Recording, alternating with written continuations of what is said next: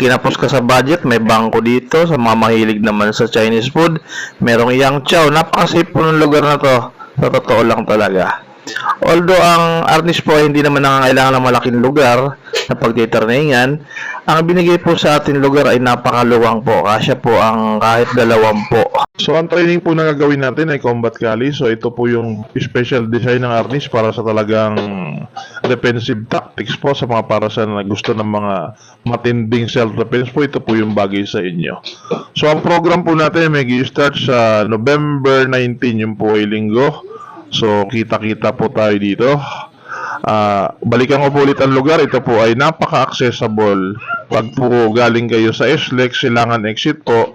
Pag naman po galing kayo sa Santa Rosa, pwede po kayo mag-No Balero. Napakaluwang po ng parking. Maraming hindi natin maging problema ang parking. See you in pre-trial po. That is November 19. Thank you!